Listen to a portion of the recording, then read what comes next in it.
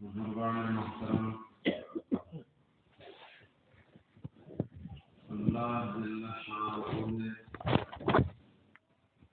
ایمان والوں کو خاص طور پر رسولوں کے واسطے سے ایک نصیحت فرمائی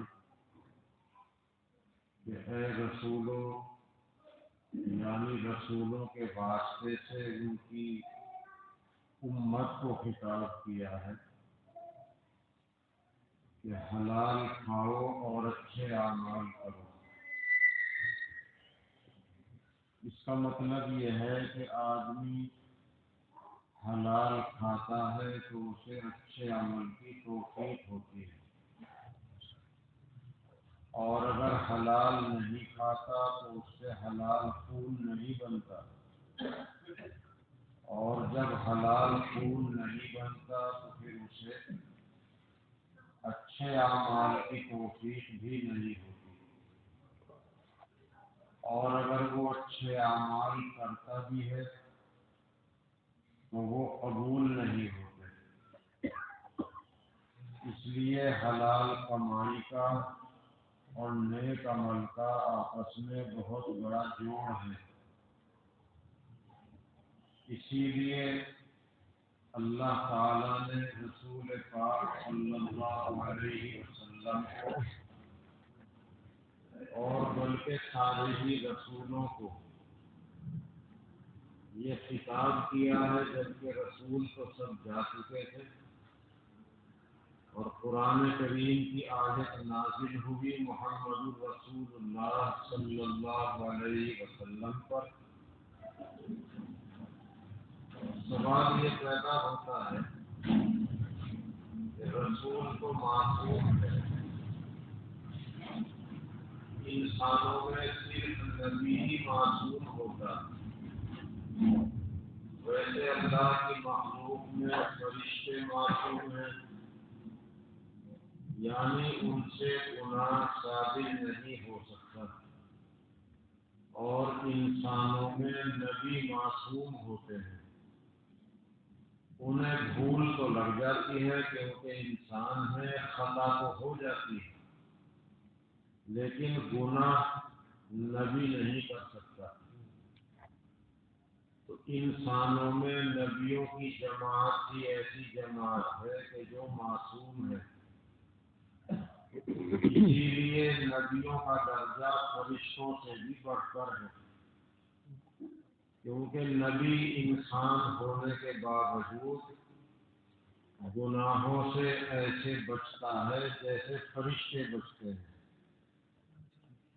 فرشتوں کو پیٹ نہیں ہے، فرشتوں کو بھوک نہیں لگتی، انہیں نیند نہیں آتی، ان کے ساتھ اللہ نے نفسانی خواہش نہیں رکھی، دیا شادی کی انہیں ضرورت نہیں۔ تو نبی انسان ہے اور انسانوں والی سب ضرورتیں ان کے ساتھ لگی ہیں، پھر بھی نبی اللہ کی منشا کے خلاف کوئی عمل نہیں کرتا، تو فرشتے سے بڑا درجہ نبی کا ہے۔ تو نبی حرام کھانے کی سوچتا نہیں، کیونکہ حرام کھانا تو گناہ ہے، حرام کھانا اللہ کی معصیت ہے، اللہ کی نافرمانی ہے، تو نبی تو حرام کھانے کی سوچتا بھی نہیں۔ پھر اللہ تعالیٰ نے نبی کو واسطہ کیوں بنایا ہے اور نبی کو یہ نصیحت کیوں فرمائی؟ حالانکہ محمد رسول اللہ صلی اللہ علیہ وسلم کا حال یہ تھا کہ وہ حرام لقمہ اگر ان کے منہ میں چلا بھی جائے تو وہ نگل نہیں سکتے تھے۔ حضرت حسن رضی اللہ تعالیٰ عنہ جو ان کے نواسے تھے اور 3-4 سال کی عمر تھی، حضور صلی اللہ علیہ وسلم کے یہاں صحابہ کرام صدقے کا غلہ، صدقے کی کھجوریں اس طرح اکٹھی کر دیا کرتے تھے جیسے آپ حضرات رمضان میں فطرے کا غلہ مسجدوں میں جمع کر دیتے ہیں کہ مسجد کے ذمہ دار جہاں جہاں جیسا حساب سمجھیں اسی حساب سے دے دیں۔ تو صحابہ کرام رضی اللہ تعالی عنہم بھی اپنا صدقہ نبی اکرم صلی اللہ علیہ وسلم کے پاس بھیج دیا کرتے تھے۔ تو صدقے کی کھجوریں آپ کے پاس رکھی ہوئی تھی۔ آپ کے نواسے نے حضرت حسن نے ایک کھجور اٹھا کر منہ میں رکھ لی۔ تو نبی اکرم صلی اللہ علیہ وسلم نے ان کے منہ میں انگلی ڈال کر وہ کھجور نکال دی اور اپنی زبان میں انہوں نے فرمایا فخرخ، نہائے ہائے، یہ صدقہ ہے اور صدقہ ہمارے لیے جائز نہیں۔ آپ یہ بھی سوچ سکتے تھے کہ یہ تو بچہ ہی تو ہے، بچہ ہے، چلو بچے نے کھا لی تو کھانے دو، لیکن اگرچہ بچے کا کوئی گناہ نہیں لکھا جاتا، لیکن بچے کو یہ احساس ہونا چاہیے بچپن سے کہ نیکیوں کا لکھنے والا فرشتہ داہنے کاندھے پہ بیٹھا اور برائی لکھنے والا فرشتہ بائیں کاندھے پہ بیٹھا، اور کوئی بھی کام ایسا نہیں جو فرشتوں کو معلوم نہ ہو۔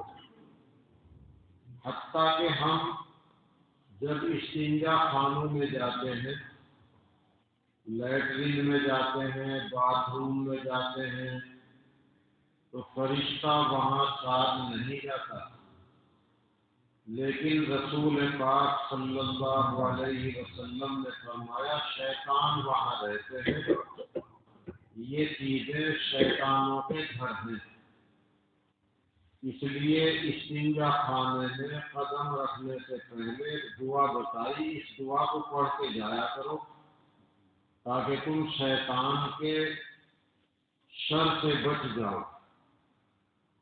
اگر کسی نے باتھ روم کا دروازہ بند ہے، استنجا خانے کا دروازہ بند ہے، اور وہاں بھی کوئی ایسا عمل کیا کہ جو اللہ کے حکم کے خلاف ہو، تو فرشتوں کو اللہ تعالیٰ نے ایسی صلاحیت دی ہے کہ اس اچھے عمل یا برے عمل کی بو انہیں آتی ہے، اور وہ برے عمل کی بدبو سے پہچان لیتے ہیں کہ بند جگہ میں اس آدمی نے کون سا کام ایسا کیا۔ اگر بچے کو بچپن سے یہ بات یاد رہے کہ ہم اچھے کام کریں گے تو داہنی طرف کا فرشتہ لکھ رہا ہے، اور ہم اگر برے کام کریں گے، چوری کریں گے، گالی دیں گے، کسی کا سامان چرائیں گے یا اپنے ماں باپ کا کہنا نہیں مانیں گے، تو کھبی طرف کا جو فرشتہ ہے وہ ہماری برائیوں کو لکھ رہا ہے۔ یہ بات بچپن سے معلوم ہو، یاد رہے، تو انشاءاللہ بچہ بھی گناہ سے بچے گا، اللہ توفیق عطا فرمائے۔ خیر یہ بات الگ ہے کہ بچوں کو اس کا دھیان رہنا چاہیے، اور اگر یوں کہہ دیا جائے کہ بچوں تم تو معصوم ہو اور تمہارا کوئی گناہ نہیں لکھا جاتا، تو پھر ماحول اس طرح کا ہے کہ بچے گناہ کو گناہ نہیں سمجھیں گے، لیکن یہ بات بھی ضروری ہے کہ اگر بچہ کوئی گناہ کرتا ہے اور اس میں ماں باپ کا دخل ہو تو یہ گناہ ماں باپ کے سر لکھا جاتا ہے۔ بچہ گناہ کرتا ہے، بچہ دکان پہ جاتا ہے، دکاندار سے رونگا مانگتا ہے، اور رونگا لینا جائز نہیں، اور ہم نے اپنے بچے کو نہیں بتایا کہ رونگا نہ مانگنا، رونگا لینا جائز نہیں، اور پھر وہ رونگا مانگتا ہے تو گناہ ہمارے سر ہوگا۔ تو اس لیے بچے کے اعمال نامے میں برائی نہ لکھی جائے تو ماں باپ کے اعمال نامے میں تو لکھی جاتی ہے۔ ہاں اگر ماں باپ کا کوئی دخل نہیں اور بچے نے کوئی ایسا کام کیا تو اس کا تعلق اسی سے ہے، لیکن اب زمانہ یوں کہہ رہا ہے کہ بچے کو بچپن میں بتا دو کہ فرشتہ تمہارے کاندھے پہ ہے اور تمہاری اچھائی برائی کو لکھ رہا ہے۔ حضرت حسن رضی اللہ تعالی عنہ بے گناہ معصوم، اس وقت 3-4 سال کی عمر، اور انہوں نے منہ میں صدقے کی کھجور رکھ لی جو سید کے لیے جائز نہیں تھی، رسول پاک صلی اللہ علیہ وسلم کے لیے جائز نہیں تھی، ان کی اولاد کے لیے جائز نہیں تھی، تو آپ نے ان کے منہ میں انگلی ڈال کر نکالی۔ اتنی احتیاط ان کے یہاں تھی۔ ایک عورت نے حضور صلی اللہ علیہ وسلم کی دعوت کی۔ دعوت کا قبول کرنا واجب بھی ہے، سنت بھی ہے۔ دعوت قبول کرنا واجب بھی ہے۔ ایک مسلمان کے دوسرے مسلمان پر 6 حق ہیں، ان میں سے ایک حق یہ بھی ہے کہ جب مسلمان کی دعوت کرے تو مسلمان اس کی دعوت قبول کرے، لیکن دعوت سنت کے خلاف نہ ہو، شریعت کے خلاف والی دعوت نہ ہو۔ جیسے اب الیکشن میں کھانا پینا اتنا چلتا ہے تو وہ آدمی اگر دعوت قبول نہیں کرتا تو مخالف گردانا جاتا ہے، تو یہ چیز اچھی نہیں۔ اور ہم ووٹر بھی اگر اس پہ کنٹرول کرنا چاہیں تو ہو سکتا ہے، کینڈیڈیٹ سے کنٹرول نہیں ہو سکتا، ہم ہی کریں ووٹر عام لوگ تو ہو سکتا ہے۔ اس لیے کہ ووٹ کے بدلے میں لین دین کھانا پینا اچھا نہیں، اور جو لوگ ورکری کر رہے ہیں تو وہ کھانے کہاں جائیں گے، وہ تو کھا بھی سکتے ہیں۔ کبھی کبھار آنا جانا ہو گیا، کیک اور چائے وغیرہ چل رہی ہے، پی بھی سکتے ہیں، لیکن ووٹ کے بدلے میں لین دین ہرگز جائز نہیں۔ وہ ہم اپنی نیت کو خود جانتے ہیں، تو اس لیے ہر ایک کا کھانا پینا اور کھلانا پلانا حرام نہیں کہا جا سکتا، لیکن یہ عام جو ہو گیا ہے یہ اچھا نہیں ہے۔ دعوت کوئی ختنہ کرا رہا ہے بچے کی، اس میں دعوت کرے، وہ بھی سنت کے خلاف ہے۔ ایسے ہی کسی کا انتقال ہو گیا، اس سے 2-4 دن کے بعد کھانا بن رہا ہے، اس میں دعوت کرنا یہ بھی شریعت کے خلاف ہے، اس لیے کہ وہ کھانا جو میت کے اگلے دوسرے تیسرے دن بنتا ہے وہ کھانا صدقے کا ہے، غریبوں کا حق ہے، وہ رشتہ داروں کے لیے نہیں، محلے والوں کے لیے نہیں، غریب چاہے کوئی بھی ہو اس کے لیے ہے، اور مالداروں کے بچوں کے لیے بھی نہیں۔ مالداروں کے بالغ بچے تو کھا بھی سکتے ہیں، لیکن مالداروں کے نابالغ بچے صدقہ نہیں کھا سکتے۔ ہم لوگ تو یہ کہہ دیتے ہیں بھائی بچوں کو کھلا دیں، اور اگر یوں کہیں بھائی غریبوں کو دیں تو ہم یوں کہتے ہیں کہ گاؤں میں تو غریب کوئی نظر نہیں آتا۔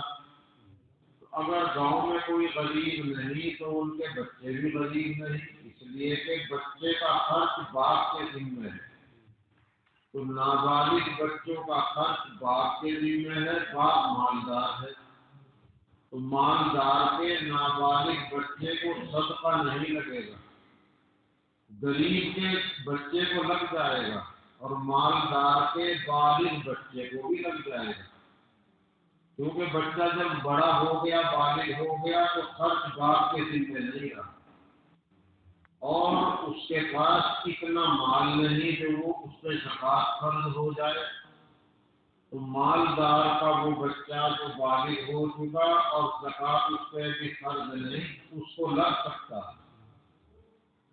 اس لیے ہم اس چیز میں بھی احتیاط رکھیں، دعوت قبول کرنا واجب، سنت، بشرطے کہ وہ دعوت خلاف شریعت نہ ہو، سنت کے خلاف نہ ہو۔ تو اگر دعوت ہے شریعت کے مطابق اور کوئی دعوت کرنے آیا اور پہلے سے کھانا کھلانا تھا، کوئی ناراضگی ہو گئی، اب ناراضگی کے بعد دعوت ہم نے اس کی تھی، ہماری اس کی ناراضگی ہو گئی، اس نے ہماری دعوت کی تھی، نہیں ہم نے اس کی دعوت کی تھی، وہ نہیں آیا، اس نے ہماری دعوت کی اڑانا اتارنے کے لیے کہ دعوت تو ہماری بھی بھیجی تھی، چلو ہم بھی بھیج دیں، ہم گئے نہیں تھے، تو اب اس نے دعوت بھیجی ہے ہماری، چولہا نوت بھیجی، دعوت بھیجی، اور ہم نے کھانا کھلانا ناراضگی میں بند کر رکھا ہے، تو اب یہ دعوت قبول کرنا ہمارے اوپر حق بن گیا۔ جب اس نے دعوت دی ہے اور دعوت شریعت کے خلاف نہیں، تو اس کی دعوت کو قبول کرنا واجب کے درجے میں ہے۔ اگر ہم دعوت قبول نہیں کریں گے، ناراضگی میں نہیں جائیں گے اور اس ناراضگی کو ختم نہیں کریں گے، تو اللہ کے یہاں ہم پاپی بن جائیں گے، گناہگار ہو جائیں گے۔ اس لیے مسلمان کا مسلمان کی دعوت قبول کرنا واجب کے درجے میں ہے، بس یہ ہے کہ وہ شریعت کے خلاف نہ ہو۔ جیسے مثلا ابھی تازی سی مثال ہے کہ الیکشن والے دعوت دیتے پھر رہے، چلو قبول نہ کرو کوئی حرج نہیں، انہیں یقین دلاؤ، محبت پیار سے پیش آؤ کہ بھائی ووٹ تو تمہارا ہے، جس کو بھی مقدر میں ہے ملے گا، لیکن دعوت مناسب نہیں، ہم ووٹ کے بدلے میں کھائیں آپ کا خرچہ نہ بڑھا کر آئیں، یہ ہمیں اچھا نہیں لگتا، آپ کا ویسے خرچ بہت ہو رہا ہے۔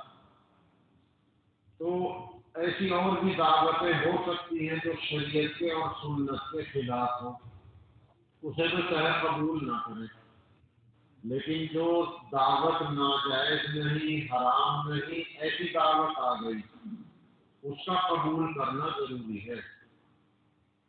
پھر دعوت میں بے احتیاطی بھی نہ ہو کہ دعوت ایک ہی کی ہے، ہم کہیں چلے جائیں اور بچوں کو ساتھ لے جائیں، یا ہم بغیر دعوت کے چلے جائیں اور جس کے یہاں کوئی تقریب ہے اس کی بے عزتی کا سبب بنے، ایسا بھی کرنا جائز نہیں۔ حدیث شریف میں ہے جو بغیر دعوت کے کسی تقریب میں جائے تو وہ چور بن کے جاتا ہے اور ڈاکو بن کے لوٹتا ہے۔ اس لیے بغیر دعوت کے کہیں، جیسے پہلے مثال مشہور تھی کہ بھائی جہاں دھواں اٹھتا دیکھا ہم لوگ چلے گئے، یہ بھی جائز نہیں۔ دعوت آئی ہے تو قبول نہ کرنا بھی منع ہے، قبول کرنی چاہیے اور ناراضگیاں ختم کرنی چاہیے، اور جو ختم کرنے میں پہل کرے گا اللہ کے نزدیک وہی بڑا ہے۔ حدیث شریف میں ہے کہ دو مسلمان آپس میں لڑے اور ناراضگی ہو گئی، چاہے وہ عورتیں ہوں چاہے مرد، اور انہوں نے بول چال بند کر دی اور آمنا سامنا ہوا، ایک دوسرے کو ملا راستے میں یا بیٹھک کے سامنے سے نکلا اور سلام نہیں کیا، بول چال بند ہونے کی وجہ سے، اور 3 دن سے زیادہ اسی حال میں گزر گئے اور کوئی سے کی موت اسی طرح آ گئی، تو اس کی سزا میں جہنم میں جانا پڑے گا۔ پھر اپنے ایمان کی بدولت اچھے اعمال کی برکت سے جنت مل جائے گی، مگر یہ جو ناراضگی میں بول چال چھوڑ کے رکھی ہے اس کی سزا ملے گی، اللہ حفاظت فرمائے۔ تو ناراضگیاں تو ہوتی ہیں، لیکن جب آمنا سامنا ہوا، راستے میں ایک جا رہا دوسرا آ رہا ہے، یا ایک آدمی راستے سے گزر رہا دوسرا مخالف تھا وہ بیٹھک پہ بیٹھا ہے، تو اس کو سلام کر دینا چاہیے۔ اگر سلام کسی نے کر دیا، چاہے آگے بھی کوئی بول چال نہ ہو، بس سلام کلام کرتے رہو، سلام جواب دیتے رہو، وہ سزا ٹل جائے گی، وہ جہنم کی سزا پھر نہیں ملے گی اگر صرف سلام اور جواب بھی کرتے رہے۔ اس لیے جو سلام میں پہل کرے تکبر سے بری، اس لیے سلام میں پہل کرنے والے کا درجہ بڑا بتایا، جبکہ سلام کے بھی کیٹیگری متعین کر دی گئی کہ چھوٹا بڑے کو سلام کرے، تھوڑے لوگ زیادہ کو سلام کریں، پیدل سوار ہو کر چلنے والا پیدل والوں کو کرے اور چلنے والا بیٹھنے والوں کو کرے۔ لیکن پھر یوں فرما دیا، جو بھی سلام میں پہل کر دے درجہ اس کا بڑا ہے، یعنی کرنا چاہیے تھا چھوٹے کو اور کر دیا بڑے نے تو بڑے کا درجہ بڑھ گیا۔ اس لیے دعوت کا قبول کرنا بھی واجب ہے، ہم لوگ اس میں کوتاہیاں کرتے ہیں، اسی لیے ناراضگیاں مسلسل مدت دراز تک چلتی رہتی ہیں۔ جو بھی پہل کر دے گا، دعوت اس نے دے دی، ہم قبول کر لیں، ہم چلے جائیں، وہ ہمارے یہاں نہیں آیا تھا، اس کا سوال اس سے ہوگا، اس نے ہمیں بلایا ہم چلے گئے، اللہ کے یہاں ہمارا درجہ بڑھ گیا۔ تو رسول پاک صلی اللہ علیہ وسلم کی ایک دعوت عورت نے کی، اس عورت نے کسی سے معلوم کیا، یا رسول اللہ صلی اللہ علیہ وسلم، کسی ساتھ رہنے والوں سے پوچھا حضور کون سی چیز زیادہ پسند کرتے ہیں؟ بتایا کہ بکری کے اگلے پیر کا گوشت زیادہ پسند ہے، وہ گلتا بھی جلدی ہے۔ تو اس عورت نے پڑوس میں سے بکری خریدی اور بہت شوق سے گوشت بنایا۔ کھانے کے وقت رسول اللہ صلی اللہ علیہ وسلم کو بلا کر کھانا پیش کر دیا، تو آپ نے پہلا لقمہ بوٹی کے ساتھ منہ میں رکھا، تو آپ نے فرمایا گوشت مجھ سے چبایا نہیں جاتا، یہ گوشت مجھ سے نگلا نہیں جا رہا۔ یہ گوشت کی بوٹی یوں بتا رہی ہے کہ میں مالک کی اجازت کے بغیر پکایا گیا ہوں۔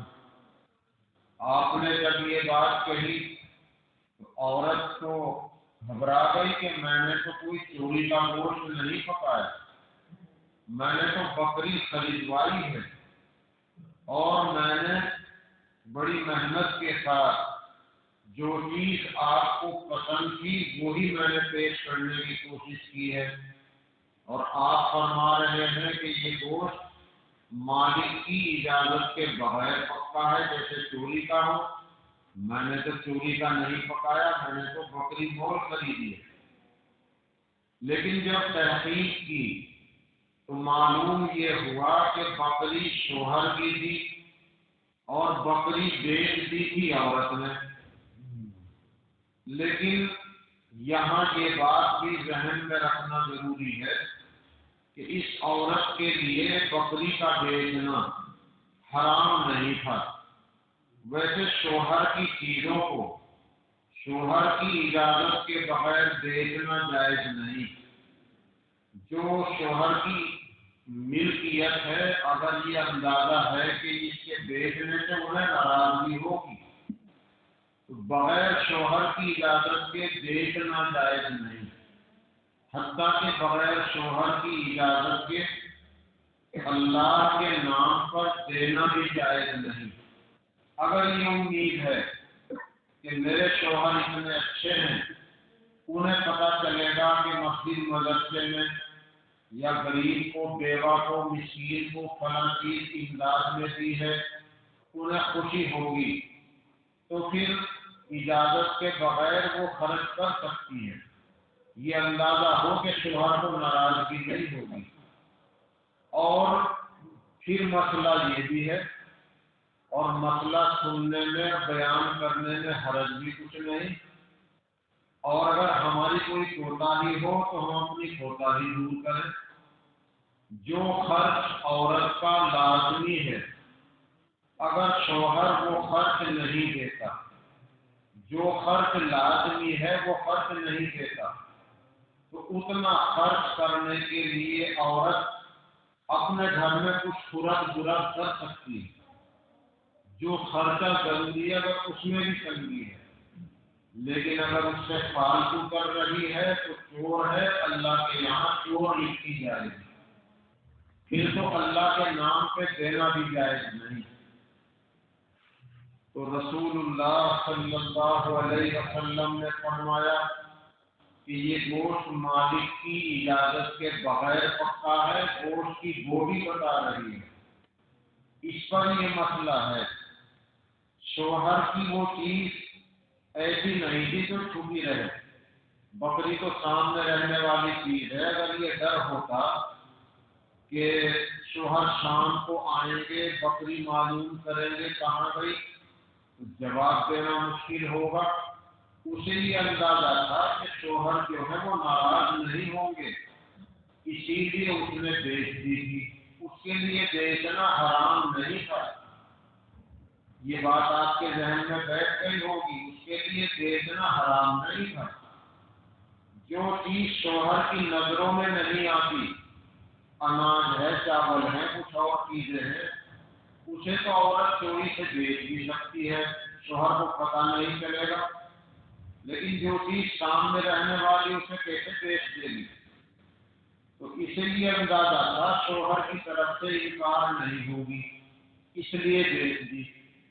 لیکن حضور پاک صلی اللہ علیہ وسلم کی احتیاط دیکھیے، اور اللہ نے ان کی کتنی حفاظت کی ہے کہ یہ مالک کی اجازت کے بغیر بکنے والی بکری کا گوشت حضور سے نگلا نہیں گیا، آپ نے منہ سے نکال دیا، اور آپ نے فرمایا کہ کچھ ہمارے قیدی ہیں اور وہ قیدی بھوکے ہیں، یہ گوشت ان کے لیے بھیج دو، میرے سے تو نہیں کھایا جا سکتا۔ یہ احتیاط تھی اور یہ آپ کی حالت تھی۔ جو آدمی ایسے گوشت کے لقمے کو نہ نگل سکے، اسے اللہ پاک یہ کہہ رہا ہے کہ اے رسول، حلال کھاؤ اور اچھے اعمال کرو۔ اس کا مطلب یہ ہے کہ رسول کے واسطے سے ہمیں کہا جا رہا ہے کہ اے رسول کی امت کے لوگوں، حلال کھاؤ اور اچھے اعمال کرو، اس لیے کہ ہماری منزل، ہمارا سفر آگے کا بہت لمبا ہے، ہمارا سفر بہت طویل ہے۔ اس سفر کی شروعات ہونے کے بعد اس کی کوئی انتہا نہیں ہے۔ اس سفر کے لیے توشہ، کام آنے والی چیز، وہ ہمیں اپنے پاس تیار رکھنی ہے، وہ ہے نیک عمل۔ حضرت مولانا اشرف علی صاحب تھانوی رحمۃ اللہ علیہ، وہ کسی مرید کے یہاں سفر کر کے گئے، وہاں مریدین نے انہیں کچھ تحفہ دیا، جیسے پہلے لوگ گنا دے دیا کرتے تھے، گڑ دے دیا کرتے تھے، چاول دیتے تھے، تو مریدین نے ایسا کوئی وزن کا سامان دیا، تو انہوں نے کہا کہ یہ سامان اگر اتنا ہے کہ جس کا ٹکٹ بنوانا ضروری ہو تو اسٹیشن ماسٹر سے مل کر اس کا ٹکٹ بنواؤ۔ لیکن ٹی نے یوں کہا، وہ ٹی جاننے والا تھا، اس نے کہا حضور یہاں سے وہاں تک تو میں جا رہا ہوں، اور آپ کا سامان محفوظ رہے گا، کوئی آپ کو چھیڑے گا نہیں۔ اس کے بعد دوسرا ٹی وی بدلے گا، میں اسے کہہ دوں گا۔ حضرت نے فرمایا کہ وہ کہاں تک جائے گا؟ کہ وہ فلاں اسٹیشن تک جائے گا۔ اس کے بعد کیا ہوگا کہ وہاں جو ٹی وی بدلے گا وہ اسے کہہ دے گا ہمارے تو اسٹاف کی بات ہے۔ تو حضرت نے کہا وہ کہاں تک جائے گا؟ کہ وہ فلاں جگہ تک جائے گا۔ کہ پھر وہاں کیا ہوگا کہ وہ اگلے سے کہہ دے گا۔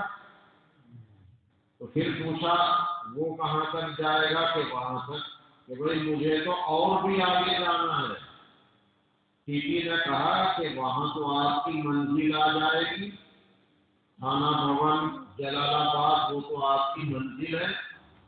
تو حضرت نے کہا نہیں، مجھے اور بھی آگے جانا ہے، یعنی آخرت کا سفر ہے، وہاں کون ٹی وی کام آئے گا؟ اس لیے میں اس کا ٹکٹ بنوائے بغیر اسے نہیں لے جاؤں گا۔ یہ فکر ہمارے دل میں ہو کہ ہمارا سفر بہت لمبا ہے، اس سفر میں کام آنے والا توشہ کہتے ہیں وہ کھانے پینے کا سامان جو مسافر ساتھ میں لے کے چلتا ہے۔ جیسے دور ہل جوت لے جاتے تھے تو روٹی ساتھ باندھ کے لے جاتے تھے، تو یہ ہے توشہ۔ یہ توشہ اس سفر کا نیک عمل ہے، اور نیک عمل کی توفیق بغیر حلال کھائے نہیں ملتی۔ حلال کھائے بغیر اگر کچھ نیک عمل کرتا بھی ہے تو وہ نیک عمل قبول نہیں ہوتا۔ جیسا کہ مشہور حدیث ہے کہ اگر ایک لقمہ بھی حرام کمائی کا پیٹ میں چلا جائے تو 40 دن تک دعا قبول نہیں ہوتی، اور 1 روپیہ بھی 10 روپے میں حرام کمائی کا ہو اور ہم نے کپڑا خرید کے پہن لیا تو جب تک یہ کپڑا بدل کے رہے گا تو عبادت قبول نہیں ہوگی، چاہے فرض ذمے سے ثابت ہو جائے، فرض اتر جائے، ادا ہو جائے، لیکن قبول نہیں۔ اس لیے نیک عمل کی توفیق حلال غذا کے ساتھ ہے۔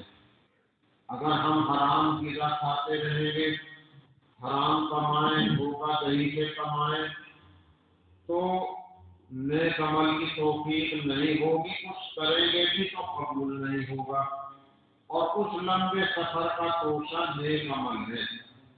اس لیے اللہ نے اپنے نبیوں کے واسطے سے ہم لوگوں کو خطاب کر کے فرمایا ہے کہ حلال کماؤ اور حلال کھاؤ۔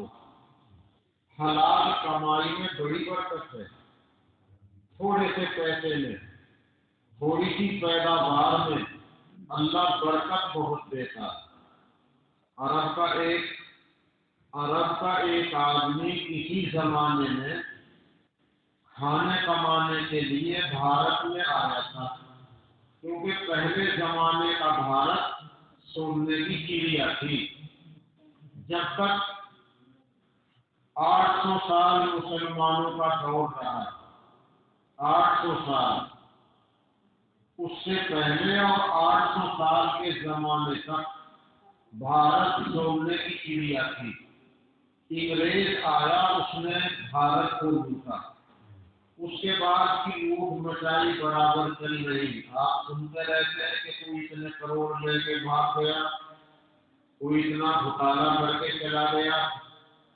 اورنگزیب بادشاہ، جسے لوگ کٹر پنتھی کہتے ہیں، وہ ایسا کٹر پنتھی تھا کہ اس نے مرتے ٹائم یہ وصیت کی تھی کہ میرے کفن دفن میں سرکاری پیسہ نہ لگایا جائے۔ جیسے آج کل کوئی سرکاری آدمی یا کوئی بڑا عہدیدار انتقال کرتا ہے تو سرکاری اعزاز کے ساتھ کفن دفن ہوتا ہے۔ اورنگزیب اپنے اس دیش کا ایسا وفادار بادشاہ تھا کہ اس نے یہ وصیت کی تھی کہ میرے کفن دفن میں سرکاری خزانے کا کوئی پیسہ نہ لگے۔ 24 روپے رکھے ہیں، 24 روپے۔ میں ٹوپیاں بنتا تھا، میں قرآن لکھتا تھا، اور میں رات کو بھیس بدل کے مزدوری کرتا تھا، جس سے میرے گھر کا خرچ چلتا تھا۔ وہ میرے 24 روپے رکھتے ہیں، اسی میں سے میرا کفن دفن ہو۔ یہ بات ملک کے بادشاہ نے کہی۔ اب ہم چھوٹے سے لے کر بڑے تک جتنے ادھیکاری ہیں، وزیر اعظم، صدر جمہوریہ، پھر ہمارے سی ایم پی ایم، پھر اس کے بعد حتیٰ کہ ہمارے گاؤں کے پردھان جی تک، ہمیں یہ بات یاد رکھنی چاہیے کہ سرکار کا خزانہ جو عوام کا، جنتا کا ہے، وہ ہمارے نجی خرچے میں نہ آئے۔ وہ جس کام کے لیے آیا ہے اسی کام پہ لگ جائے۔ یہ اورنگزیب بادشاہ نے اور اس قسم کے اور کتنے مسلمان بادشاہوں نے سبق ہم کو دیا۔ تو یہ تو سننے کی چڑیا تھی۔ اب لوگ عرب جا رہے ہیں کمانے کے لیے۔ پہلے عرب کے کتنے لوگ بھارت میں آتے تھے۔ تو ایک آدمی یہاں کمانے کے لیے آیا، یہاں کے بادشاہ نے اسے اپنا قریبی بنا لیا۔ بہت دنوں کے بعد جب یہ اپنے گھر جانے لگا تو بادشاہ نے اس کو صرف اس زمانے کا 1 روپیہ دیا، 1 روپیہ۔ اور 1 روپیہ دینے کے بعد یہ کہا کہ تم اپنے گھر بال بچوں سے مل کر جلدی ہی آ جانا۔ یہ 1 روپیہ اس زمانے کا تھا جب ہمارے بڑے ابھی زندہ ہیں جنہوں نے 1 پیسے کا کافی سامان خریدا ہے۔ تو یہ تو اور بھی کئی 100 سال پرانی بات ہے۔ 1 روپیہ لے کے چلا، دل میں خیال آیا کہ گھر والوں کو کچھ تو لے جا کے دکھاؤں۔ تو یہاں سنترے بک رہے تھے اور بھارت میں سنترے کا موسم تھا۔ تو اس نے سنترے خرید لیے، چاہے وہ 1 روپے کے خریدے ہوں، چاہے کچھ پیسے کے خریدے ہوں۔ سنترے کی ٹوکری لے کر اور پانی کے جہاز میں سوار ہو کے اور وہاں جہاں ان کا اڈا تھا وہاں اتر گیا۔ عرب کے بادشاہ کو دیکھو، اللہ پاک جب نوازتے ہیں، عرب کے بادشاہ کو اس کا لڑکا بیمار تھا اور وہاں کے حکیموں نے سنترا بتا دیا، اور سنترے کا وہاں موسم نہیں تھا، نہ وہاں پیدا ہوتا۔ تو بادشاہ نے وہ پانی کے جہاز کے اڈے والوں سے کہا کہ جو باہر کے جہاز آ رہے ہیں، اگر ان میں کسی مسافر کے پاس سنترے ہوں تو ہمیں سنترے کی ضرورت ہے۔ ہمارے بیمار بچے کو حکیم نے سنترا بتایا ہے۔ تو یہ جو عرب کا آدمی بھارت سے گیا تھا، اس کے پاس سنترے کی ٹوکری موجود تھی۔ اس نے وہ سنترے بادشاہ کو دے دیے، بجائے 2-4 کے اس نے ساری ہی ٹوکری خرید لی، اور بجائے کچھ پیسے دینے کے بادشاہ ہونے کی وجہ سے بڑی دولت اسے دے دی کہ جاؤ، تم نے ہماری ضرورت پوری کی ہے، ہم تمہیں اتنے روپے آپ کو دیتے ہیں۔ پتہ نہیں سینکڑوں دیے، ہزاروں دیے۔ یہ ہے نیک نیت تھی، محنت مزدوری کی، کبھی غلط ارادہ کمائی کا نہیں کیا۔ 1 روپیہ لے کے گیا تھا، اللہ نے اسے وہاں لکھپتی بنا دیا سنتروں کی برکت سے۔ یہ 1 روپے کی برکت اس نے دیکھی۔ اس طرح ہم اگر حرام کمائی کی نیت کریں گے، دھوکہ دے، یہ کرو وہ کرو، ملاوٹ کرو، تو ایسی کمائی کسی کام کے لیے اس میں برکت نہیں ہوتی۔ اسی طرح ایک ماں باپ کے یہاں 3 لڑکے تھے۔ ہمارے لیے سمجھنے کی اور سبق حاصل کرنے کی بات ہے۔ ایک ماں باپ کے یہاں 3 لڑکے تھے، ان میں سے 2 لڑکے نالائق تھے اور ایک لڑکا لائق تھا۔ وہ لڑکا اپنے ماں باپ کی سیوا کرتا تھا، خدمت کرتا تھا، ماں باپ بوڑھے ہو گئے تو یہ اپنے بھائیوں سے کہتا تھا کہ بھائی ماں باپ کی سیوا تو مجھے ہی کرنی ہے، جو کچھ ان کی دولت ہے تھوڑی بہت اسے چاہے تم ہی رکھ لو، لیکن ماں باپ کی خدمت مجھے کرنے دو۔ یہ نالائق کبھی نہیں کہتے تھے کہ ماں باپ ہمارے بھی ہیں، ان کی خدمت ہم بھی کریں گے، یہ جنت ہمیں بھی چاہیے کیونکہ ماں باپ کی خدمت جنت ہے۔ جو اپنے ماں باپ کو سکھی رکھے گا وہ دنیا میں بھی سکھی رہے گا، اور ماں کے قدموں تلے جنت ہے اور باپ جنت کا دروازہ ہے۔ تو جنت تو اس کے ماں باپ کی زندگی میں، اس کے گھر میں موجود ہے۔ اللہ تعالیٰ اس قدر دانی کی توفیق عطا فرمائے۔ آج کل بہت سے لڑکے، بہت سی لڑکیاں، بہت سی بہویں اپنے ساس سسروں کے حصے لگا لیتی ہیں کہ ساس میرے میں رہ لے گی اور سسرا تمہارے میں رہ لے گا۔ لڑکے بانٹ لیتے ہیں، ایک مہینہ خدمت تم کرو، ایک مہینہ میں کروں گا، یا ایک سال تم کرو، ایک سال میں، 6 مہینے ماں باپ کا خرچہ تم اٹھاؤ، 6 مہینے میں اٹھاؤں۔ یہ اچھا نہیں ہے۔ اگر اتنے سمجھدار ہیں بہو بھی اور بیٹے بھی کہ بھائی ساس سسرے کی خدمت کرنا تو جنت ہے، جو اپنے ساس سسر کی اور اپنے ماں باپ کی خدمت کرے گا وہ دنیا میں سکھی رہے گا اور جنت ملے گی۔ تو یہ جنت تو ہمیں بھی چاہیے۔ اس لیے جون سا لڑکا، جون سی بہو یوں کہے کہ بھائی ان کی خدمت ہم کریں گے، یہ بچے کسی کے کھلائیں، ڈنگروں کو کسی کے گھاس ڈالیں، یہ دولت اپنی چاہے زیادہ کسی کو دے دے لیکن خدمت ان کی ہم کریں گے۔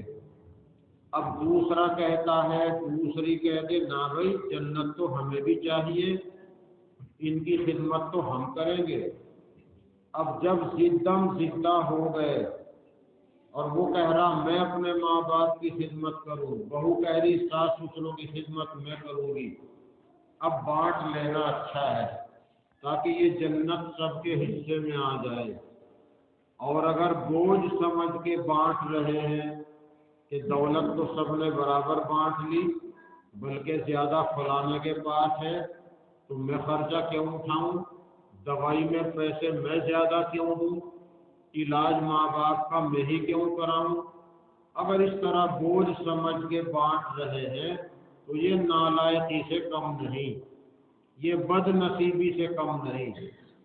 خوش نصیب بچہ وہ ہے جو محنت مزدوری کر کے بھی اپنے ماں باپ کی سیوا کرے۔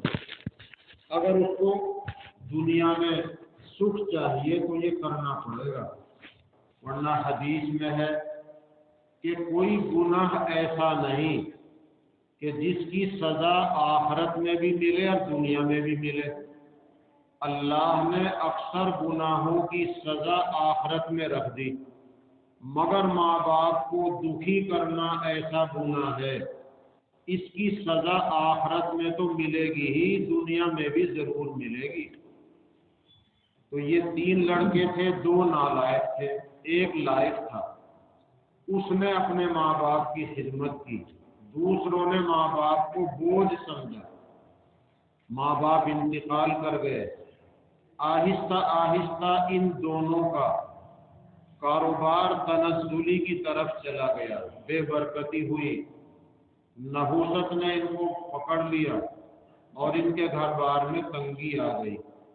اور یہ جو پہلے سے تنگ تھا، محنت مزدوری کرتا تھا، ماں باپ کی سیوا کرتا تھا، اس کو خواب میں اللہ نے دکھایا، ارے فلانے تو بیمار، تو پریشان ہے، تیرے بال بچے بھی بھوکے پیاسے رہتے ہیں، کپڑا بھی تن چھپانے کو نہیں ملتا، وہاں فلاں جنگل میں پیڑ کے نیچے اتنے چاندی سونے کے سکے دفن ہیں، تیرا جی چاہے تو نکال لے۔ تو اس غریب مسلمان نے یہ کہا کہ ان پیسوں میں، سونے کے سکوں میں، گنیوں میں برکت بھی ہے یا نہیں؟ کہنے والے نے، خان نے کہا ان میں برکت نہیں ہے۔ تو اس نے کہا میں ایسا مال نہیں چاہتا جس میں برکت نہ ہو۔ پھر اس کے بعد کچھ دن گزرنے پہ ایسا ہی خواب نظر آیا۔ اس نے پھر وہی سوال کیا ان گنیوں میں برکت بھی ہے یا نہیں؟ اس نے کہہ دیا برکت ان میں بھی نہیں۔ اس نے کہا میں تو ایسا مال نہیں چاہتا، تنگی پڑی ہو، مگر میں ایسا مال نہیں چاہتا جس میں برکت نہ ہو۔ تو اب ذرا سا ہم سمجھ لیں، آج بہت سی بستیوں میں بینکوں کی ٹیمیں آ رہی ہیں، عورتوں کو قرضہ دے رہی ہیں، 10,000 روپے لو، کئی مہینے میں قسطوں میں جمع کر دو، تھوڑا سا بیاج دینا پڑے گا اور یہ 10,000 اکٹھے مل جائیں گے تو تمہارا کام چلے گا۔ اس طرح ماں بہنوں کو بھی بیاج میں، سود میں، ناجائز میں، بے برکت مال میں مبتلا کر دیا۔ لاٹری ڈال رہے ہیں تو لاٹری بولی والی حرام ہے، بیاج ہے، سود ہے، اس میں بھی کوئی برکت نہیں ہو سکتی۔ سیدھی سادی لاٹری، 10 آدمی 50 آدمی اکٹھے ہوئے اور پیسے اکٹھے کرتے رہے، جس کو ضرورت ہو اتنا ہی لے لے، اتنا ہی جمع کر دے۔ یہ غریب کی مدد کا ایک طریقہ ہے کہ کچھ پیسہ اکٹھا مل جائے۔ نہ بولی والی جائز ہے، نہ زیادہ دے کے کم لینا جائز ہے، اور نہ کم لے کے زیادہ دینا جائز ہے۔ بس پیسہ جمع ہوتا رہے، جسے ضرورت ہو جتنا لیا اتنا ہی جمع کرے۔ ضرورت مند 2-3 ہو گئے تو اتنا اتفاق ہو کہ بھائی پرچی ڈال لو، جس کا نام نکلے گا اسے دے دیں گے۔ یہ سیدھی سادی لاٹری تو ہو سکتی ہے۔ باقی اور طرح طرح کی یوجنائیں جیسے سرکار لا رہی ہے ہمیں سود میں پھنسانے کے لیے، ایسے ہی ہماری بھی آپسی کچھ یوجنائیں اس طرح کی چلتی رہتی ہیں۔ اس میک حرام ہے اور ہم اس میک بیچ کر لکھپتی بننا چاہیں تو ہمارے وہ بچے، اور بعض بستیوں میں تو اتنی بدنام کی ہو گئی کہ عورتیں بھی اس میک کا کاروبار کر رہی ہیں۔ اس میک کا لین دین، کھانا پینا، سونگنا سب حرام، اور حرام کمائی سے کبھی آدمی پنپ نہیں سکتا۔ وقتی طور سے کچھ خوشحالی ہو سکتا ہے آ جائے، لیکن یہ لکھپتی کبھی کبھی کنگال بھی ہو جاتا ہے۔ اس میک حرام ہے، نشہ ہے۔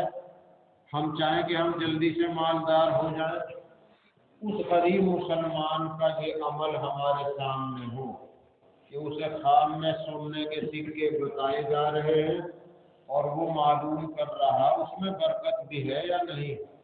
جب کہنے والے نے کہہ دیا اس میں برکت نہیں، اس نے ارادہ نہیں کیا۔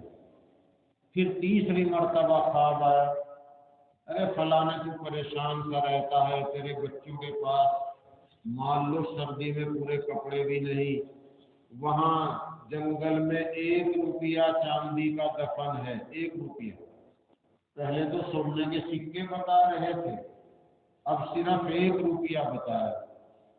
وہ تیرا جی چاہے تو نکال لے۔ تو اس نے کہا اس میں برکت بھی ہے یا نہیں؟ کہنے والے نے کہا ہاں اس میں برکت ہے۔ اس نے ارادہ کر لیا جب برکت ہے، تھوڑا پڑا ہو لیکن برکت والا ہے، تو دن میں پھاوڑا کھرپا جو بھی لیا، وہاں پہنچا، زمین کھودی، 1 روپیہ چاندی کا مل گیا۔ پھر خدائے پاک نے دل میں بات ڈالی کہ آج چلو مچھلی خرید لاؤں، بہت دنوں سے مچھلی نصیب نہیں ہوئی۔ مچھلی خرید کے لایا، اور جب اس کی بیوی نے مچھلی چھائی تو مچھلی کے پیٹ میں سے ہیرے نکل گئے۔ جب ہیرے جواہرات نکل گئے تو اللہ پاک نے اس کو لکھپتی بنا دیا۔ ایک تو حلال کی برکت، برکت والا پیسہ چاہے کم ہو یہ ہے وہ برکت۔ اس کا یہ جذبہ کہ بھائی برکت والا ملے چاہے تھوڑا ملے، اور ایک اپنے ماں باپ کی خدمت جو اس نے کی ہے، ماں باپ کو سکھی رکھنے والا کبھی دکھی نہیں رہ سکتا۔ رسول اللہ صلی اللہ علیہ وسلم نے فرمایا، جو آدمی یوں چاہتا ہو کہ میری عمر لمبی ہو، میرا پریوار سکھی رہے، میرے گھر میں برکت ہو، اسے چاہیے کہ اپنے رشتہ داروں کے ساتھ صلہ رحمی کرے۔ رشتہ داروں کا مطلب وہ نہیں جو ہم سمجھتے ہیں، جہاں رشتہ داریاں ہماری گاؤں سے باہر ہوتی ہیں۔ رشتہ دار کا مطلب ماں باپ، بھائی بہن، تایا چچا، خاندان، قبیلہ، جن سے بھی جو رشتہ ہے خاندانی، وہ سب رشتے میں آتے ہیں۔ اور پڑوسی، رسول اللہ صلی اللہ علیہ وسلم نے پڑوسی کے متعلق بہت کچھ نصیحتیں فرمائی، یہاں تک فرما دیا، تم میں سے کسی کا ایمان کامل اور مکمل نہیں ہو سکتا جب تک اس کے پڑوسیوں کو اس پر اتنا بھروسہ نہ ہو جائے کہ پڑوسی اپنی عزت، اپنا مال پڑوسی کے بھروسے چھوڑ دے کہ میں جا رہا ہوں، میری عزت، میری بیٹیاں، میرا مال میری غیر حاضری میں ایسا ہی محفوظ رہے گا جیسا میرے سامنے محفوظ ہے، کیونکہ میرا پڑوسی میرے سے بھی اچھا ہے۔ جب تک پڑوسیوں کو دکھ پہنچ رہا ہو، تکلیف پہنچ رہی ہو، ایمان مکمل نہیں۔ جس آدمی سے پڑوسی دکھی ہو، اس کا ایمان مکمل نہیں، یہ گارنٹی کی بات حدیث میں ہے۔ اس لیے یہ حدیث صرف آپ کے لیے نہیں، میرے لیے بھی ہے۔ صرف میں دوسرے کو نشانہ بناؤں کہ آپ اچھے ہونے چاہیے، نہیں، میں بھی اپنے پڑوسی کے لیے اچھا پڑوسی بنوں، میرے لیے بھی ضروری ہے۔ جب ہر عورت، ہر مرد یہ سمجھ لے گا تو انشاءاللہ پڑوس اچھا ہو جائے گا، گاؤں بستی کا ماحول اچھا بن جائے گا۔ ورنہ سمجھ لیجئے اگر پڑوسی ہم سے دکھی ہے تو ہمارا ایمان مکمل نہیں۔ اور یہ بات اللہ کے نبی نے اسی لیے فرمائی کہ جب آپس میں ایک دوسرے سے ملے جلے رہتے ہیں، کچھ نہ کچھ تکلیف پہنچ ہی جاتی ہے، کسی کی دیوار سے، کسی کے جانور سے، کسی کے پانی سے، کسی کی کسی اور چیز سے، تو ہمارا پڑوسی ہم سے سکھی ہو۔ رسول پاک صلی اللہ علیہ وسلم نے فرمایا، اصل میں یہ بہت ساری باتیں ہیں یہ جاننے کی اور یاد رکھنے کی، اسی سے انشاءاللہ ماحول بن سکتا ہے، ورنہ جنت اتنی آسان نہیں ہے۔ میں جب گاؤں سے گزرتا ہوں تو میں یہ دیکھتا ہوں اپنے رستوں کے حال، تو پھر میرے دل میں یہ بات آیا کرتی ہے کہ جنت آسان نہیں، جتنی آسان ہم نے سمجھ رکھی ہے جنت اتنی آسان نہیں ہے، اس لیے کہ جنت کے اوپر تو مشقت کی چادر ڈال دی گئی۔ اللہ نے جبرائیل فرشتے سے کہا تھا، جاؤ، ہم نے ایک جنت بنائی، ایک جہنم بنائی، قید خانہ بنایا، مہمان خانہ بنایا، دیکھ کے آؤ۔ تو جبرائیل فرشتے نے جہنم کو بھی دیکھا، جنت کو بھی دیکھا، آگے کہہ دیا، یا اللہ جہنم تو بہت بری جگہ ہے، اس میں کوئی نہیں جائے گا، اور جنت اتنا اچھا ٹھکانہ بنایا ہے کہ ہر آدمی جائے گا۔ تو حدیث میں ہے کہ اللہ نے جہنم کو اوپر سے سجا دیا اور جنت کے اوپر مشقت کی چادر ڈال دی۔ جنت میں جانا تو مشقت اٹھانی پڑے گی، اور جہنم کو اوپر سے سجا دیا، جیسے گندگی کے اوپر کوئی چاندی کا برف رکھ دے تو آدمی اسے چاندی سمجھ کے، اچھا سمجھ کے اس کی طرف ہاتھ بڑھائے گا۔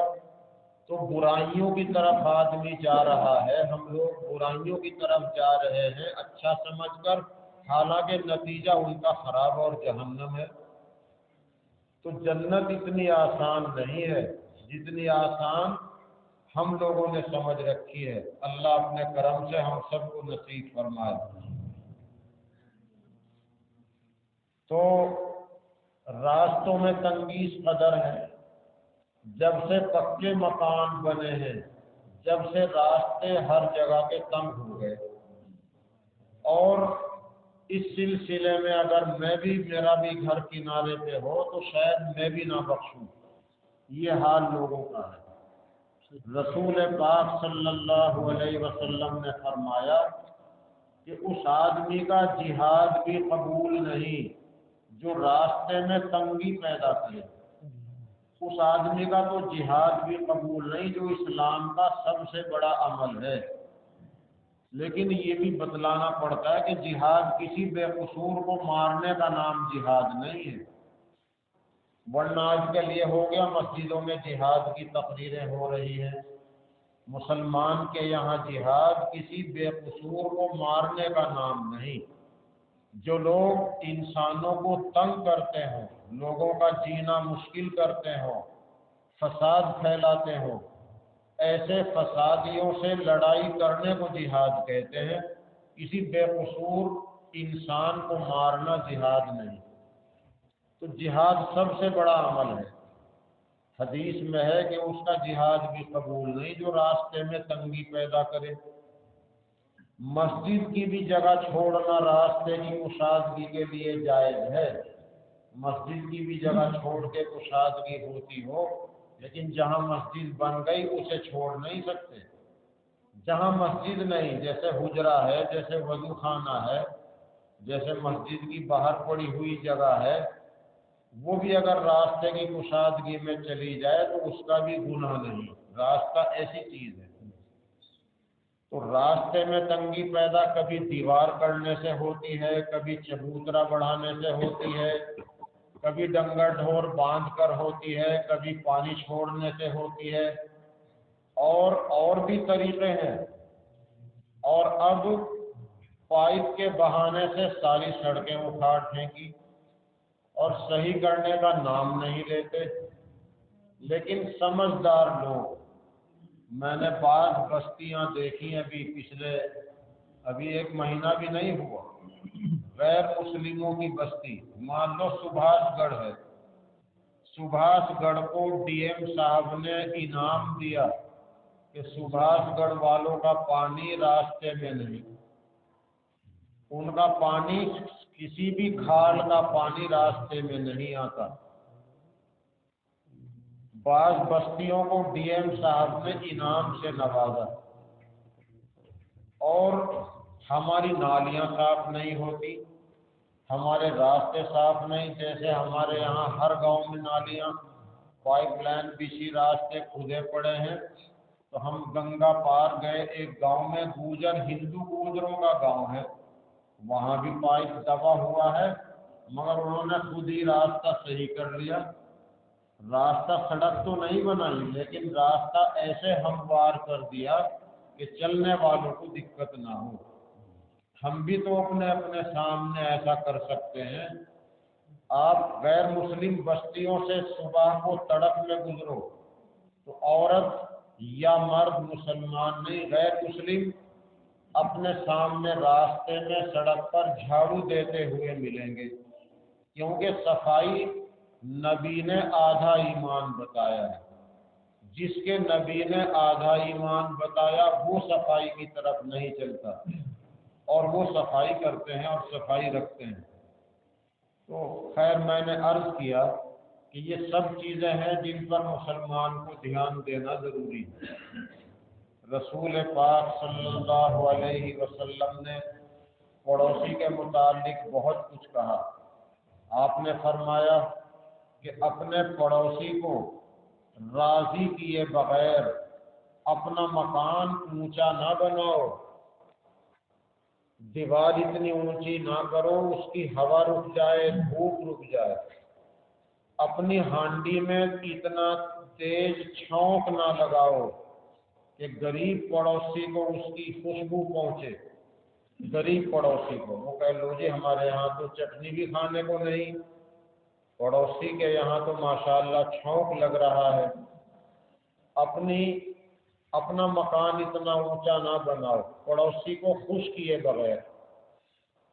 تو اب ہم سوچیں گے بھئی ہمارے لیے تو بات اچھی آ گئی کہ مالدار آدمی جو بنا سکتا ہے 2 منزلہ نہ بنائے، کیونکہ حدیث سنا دی اپنا مکان پڑوسی کی دھوپ ہوا روکنے کے لیے اونچا نہ بناؤ، اسے راضی کر کے بناؤ۔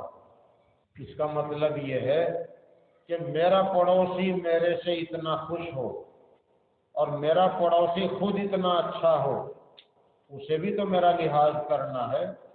میرا پڑوسی خود مجھے کہے میری اچھائیوں کی وجہ سے اور اپنے اچھے پن کی وجہ سے کہ بھائی تیرے بچے جوان ہو گئے، شادی بھی کرنی ہے، شادی ہو بھی چکی ہے، بہو بھی آئے گی، مکان میں تنگی ہے، تو اپنا مکان اوپر بنا لے، میری ہوا رک جائے، میری دھوپ رک جائے گی، اس کی مجھے کوئی پرواہ نہیں، مجھے تیری ضرورت کا خیال ہے۔ جب سارا پڑوس ایسا ہو جائے گا تو کیوں ہمارے مکان کو پڑوسی روکے گا؟ میں بھی اتنا ہی اچھا ہوں، میرا پڑوسی بھی اتنا ہی بھلا ہے، تو وہ خود مجھے کہے گا کہ میری دھوپ بڑی رک جائے مگر تیرے بچے کہاں رہیں گے، وہ اپنا مکان اوپر بنا لے۔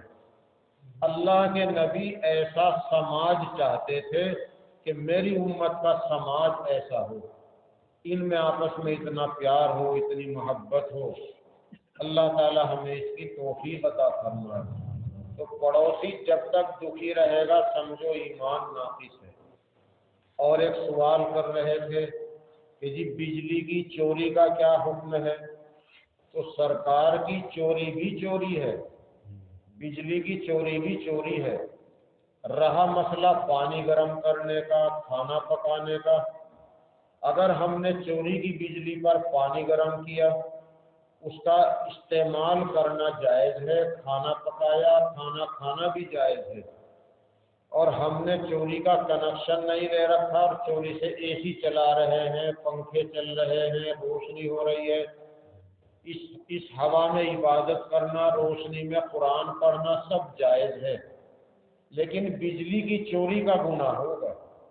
بجلی کی چوری بھی چوری ہے، اس لیے سرکار کی چوری کو ہمارا مذہب چوری ہی کہتا ہے۔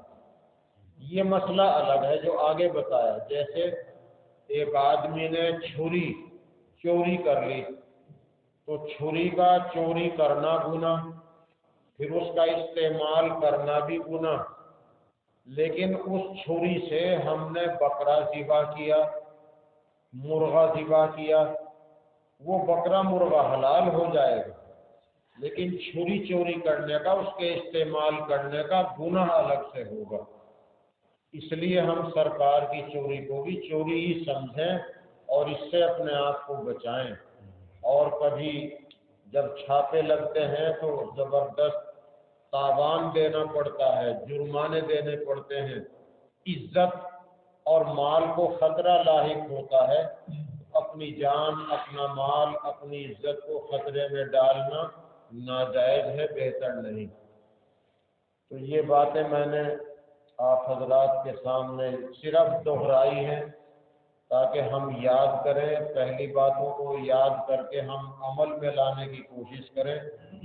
اور ماحول جو خراب ہو رہا ہے،